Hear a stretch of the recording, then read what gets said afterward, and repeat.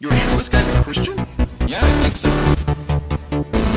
Truth. What's going on, Agape Geeks? Jesus loves you. My name's Cody, and this is a Christian news show we haven't done in forever, but starting again every Monday, Wednesday, and Friday. Granted, it's not as new and improved as I wanted to, but if you went back to like the last Christian news show we had, I have changed quite a bit. Since the last time I filmed a news show, there have been a ton of things that have happened in the news, so I'm not going to try to update you on everything. I mean, there are a lot of things that I probably should mention, like Egypt, because the political turmoil there is going to affect the Christians in that area quite a lot. And then Zimmerman, I talked about him all the time when it all started, and now he was found not guilty. And really, all I just want to talk to you guys about is how much I miss you, and I love you, and you're my favorite. Actually, not so much you, more like you, and if you're alone, that is exactly what the NSA wants you to think. And there is probably a lot of other stuff I should go over with you guys, but I want to talk about news that you hopefully don't know about yet. And if you didn't get any of that last spiel, you can go to this awesome website and get all the information. It's called google.com. And the first story of the day is about Ray Comfort's new documentary, Evolution vs. God. Because why not just take off everybody who watches my show? I say that just because I know that evolution is one of those things that everybody has an opinion on. I know for quite a while I was a huge into Kent Hovind and the 6,000-year-old Earth creationism type stuff. Just the way that Kent Hovind articulates bringing down evolution makes it just seems so right when you listen to him. But then I started doing a research paper on one of his topics that was debunking evolution, and I found so many holes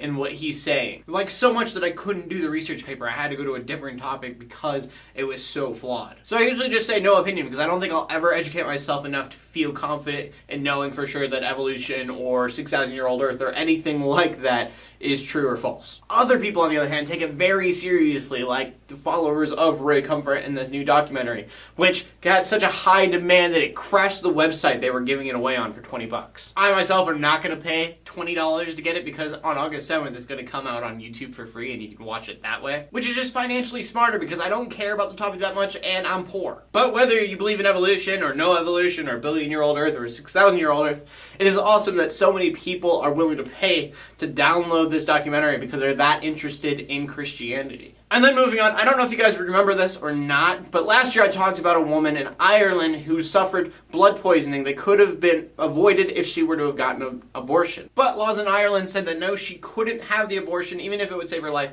because the baby's heart was still beating. Well, it took them forever to make a decision, and finally last Friday they did legalizing abortion when the woman's life is at risk.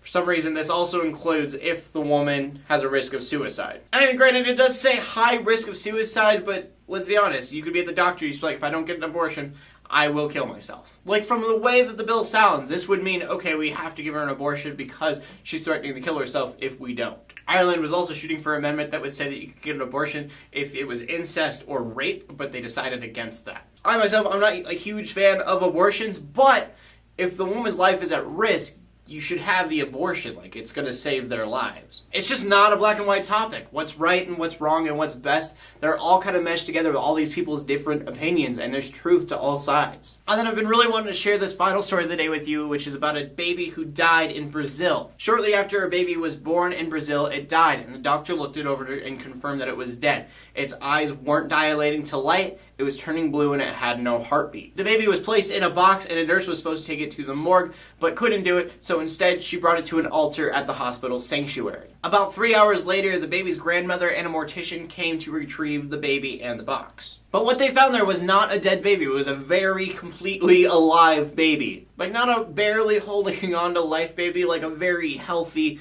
lively baby. So this baby was confirmed dead, and then 3 hours later they found it and it was completely fine. Now, I don't know if you believe in miracles or if you believe that science can answer what happened or whatever you believe, but it's amazing no matter what. You can call a miracle whatever you want, but the simple thing is, they do happen, and they are amazing when they happen. Now, I don't believe every good thing that happens in the world is a miracle, but I do believe that when a baby is dead for 3 hours and you come back and it is alive, it's pretty miraculous. And so I just wanted to leave you with that. It doesn't matter what you call them. Miracles do happen. Amazing things can happen in this world. Terrible things can happen in this world.